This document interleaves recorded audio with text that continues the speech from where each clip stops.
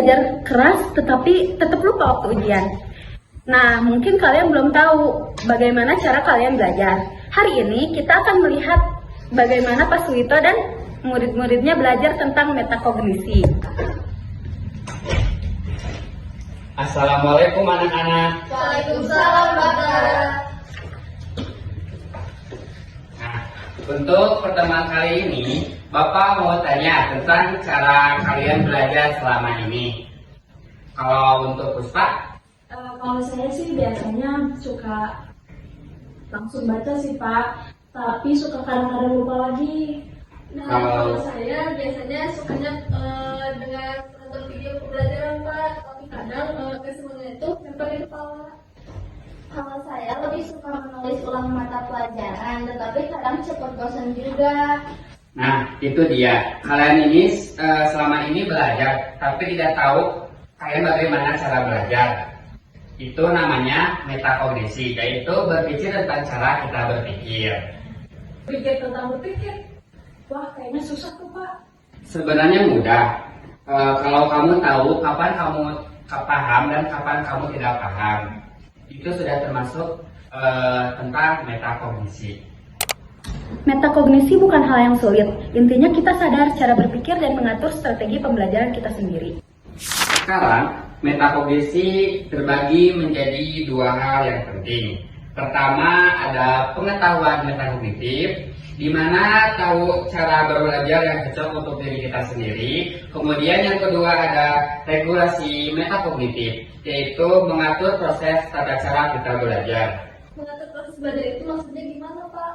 Jadi gini, ada tiga hal yang penting. Tiga langkah yang penting ini, yang pertama ada planning, yaitu untuk membuat rencana kita belajar mau kayak gimana. Kemudian yang kedua ada monitoring, yaitu untuk pantauan.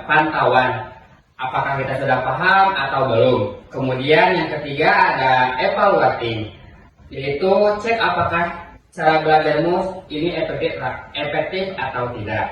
Jadi kita belajar tapi mikirin juga caranya ya Pak.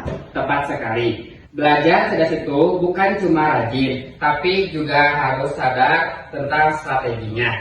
Wah aku jadi pengen pakai tiga hal itu deh. Nah, mungkin untuk pertemuan kali ini Bapak cukupkan sekian. Nanti dilanjut lagi di pertemuan yang kedua tentang lebih dalam lagi tentang metakognitif. Ya. Baik Bapak, terima kasih banyak untuk pertemuan minggu ini. Iya, sama-sama. Baik, Bapak akhiri. Wassalamualaikum warahmatullahi wabarakatuh. Waalaikumsalam warahmatullahi wabarakatuh. Mau tahu teorinya? Para siswa ingin langsung mencoba bagaimana metakognisi bisa membantu belajar lebih efektif. Kok kamu kelihatan sedih? Iya, aku udah belajar semalaman tapi waktu ujian malah lupa semua. Terus kayaknya aku nggak bisa belajar deh. Dengan gitu Puspa, mungkin kamu belum nemuin belajar yang cocok untuk kamu. Coba bagaimana kita praktikkan metakognisi bareng. Iya, dia juga tahu gimana caranya belajar lebih efektif. Mereka pun sepakat untuk belajar bersama dengan menerapkan 3 langkah metakognitif, yaitu planning, monitoring, dan evaluating. Karena kita akan mempraktekkan strategi metakognitif yang tadi, itu kita praktekkan mulai dari awal. Yang pertama kan yaitu planning. Kita harus tentuin dulu topiknya apa. Misal hari kita mau topiknya sistem pencernaan. Aku tulis tujuanku ya, memahami fungsi organ pencernaan. Aku juga jangan lupa tulis lagi di bagian itu. Nah bagus. Selanjutnya kita pilih udah belajar, udah paham apa belum tentang topik tersebut. Kalau belum paham, kita coba pakai stabilo. Oh, aku sering belajar dulu tuh kalau belajar, tapi aku jarang juga dari seperti itu.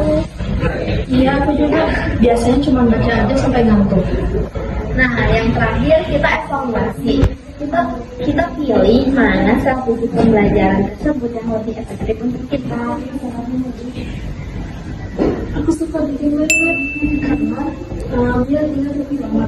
Nah, kalau aku suka lebih ke catatan warna-warni sih. Kalau aku lebih suka ngajarin kepada orang lain biar makin paham. Mereka sadar setiap orang punya gaya belajar yang berbeda, dan dengan metakognisi mereka bisa memilih strategi apa yang cocok untuk belajar mereka. Baik anak-anak sekalian, untuk pertemuan kali ini Bapak mau tahu nih pengalaman kalian cara belajarnya yang telah ditemukan kayak gimana? Aku lebih belajar dengan gambar dan warna. Kalau aku jadi tahu aku tuh harus istirahat terlebih dahulu ketika belajar supaya bisa lebih fokus lagi. Kalau aku lebih efektif menerangkan dulu kepada orang lain karena itu bikin aku paham. Nah, luar biasa sekali. Kalian semua sudah menerapkan yaitu metakognisi. Kalian tahu diri kalian dan cara belajar kalian. Ternyata pemahaman belajar kita masing-masing itu berbeda ya Pak. Nah, itu dia. Itu dia kenapa munculnya tentang materi tentang metakognisi. Sekarang, mereka bukan hanya belajar tentang pelajaran, tapi juga belajar tentang diri mereka sendiri. Metakognisi bikin belajar jadi lebih terarah dan menyenangkan. Ya, kita nggak cuma belajar keras, tapi juga belajar dengan sadar. Dengan 3 cara yaitu perencanaan, pemantauan, dan evaluasi, kita sudah menjadi pembelajar yang mandiri. Hebat, kalian sudah menjadi pembelajar yang sadar diri. Metakognisi membantu kita mengenal cara berpikir sendiri. Dengan itu, kita bisa belajar lebih cerdas dan lebih percaya diri. Berpikir tentang cara berpikir, itulah metakognisi. Sampai jumpa di pembelajaran berikutnya. Jangan lupa, kenali caramu berpikir karena belajar terbaik berawal dari mengenali dirimu sendiri. Bye-bye!